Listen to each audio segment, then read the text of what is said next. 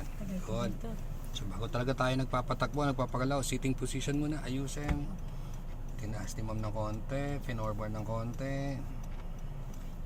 Hanapin yung comfort, nakita yung unahan. Tapos tama yung layo dun sa manibela.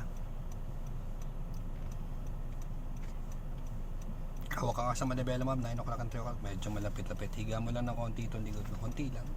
Huwag masyado mataas, tapos nakakangala. Yan, tama yung hawakan mo. Alalain mo siya pababa ng konti.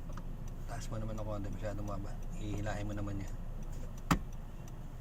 Sige, hawak sa mga. Oh, bumalik lang sa dati. Oh, shit. Bumaba naman. Isa-isay mo lang bawat pitik. Huwag mong bibiglayin. Yan. Okay. Pwede na. Okay, left and right side mirror. Check mo rin ha. Yan, ang seatbelt na. Para sigurado. Masyadong kita. Oh, mag-a-adjust ka yan. Kasi kanina, ako ang gumamit ng auto. Iba yung settings ko ng mirrors. Ngayon, bago ka magpatakbo, check mo din yung mirrors. I-adjust naman natin dyan sa mga button na pinag-aralan natin ng first day. Itutok mo muna yung letter R, right, tapos yan, sige, adjust mo. Siguro ilapit mo dito sa'yo. May arrow yan na susundin mo, papalapit sa'yo. May payuko, may pataas, may papalapit. Kita. Left side. Okay.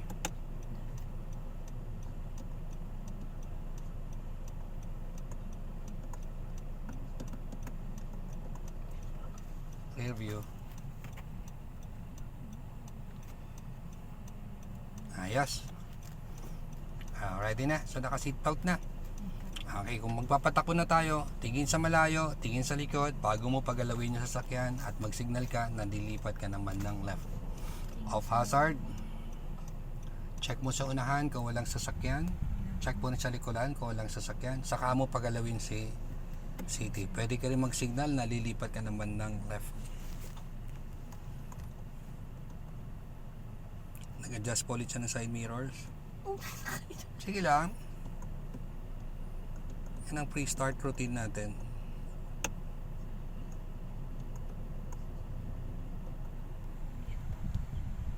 Okay. Baka naman gulong na makita mo dyan ha. Hindi naman. Okay. Ready ka na magpagalaw ng sasakyan? Tapakan yung brake. Lagyan. Tingin sa malayo. Tingin sa likod. Pwede rin ang lumingon ha. Drive. Tapak muna sa brake. Mamaya ang release ng handbrake. Panghuli yan. Drive. Habang nakatapak sa brake pedal. Handbrake release. Huwag mong bibitawan ng brake pedal. Bibitawan mo yan kapag safe na sa unahan, lalo na sa likuran. Pwedeng tumingin na mabilisan. Pwede rin lumingon. Kumbaga sabi nga, shoulder check. Ready? Let's move. Okay. Yun, nag-signal na. Nalilipat ka para alam nila. Bababa. Okay, move.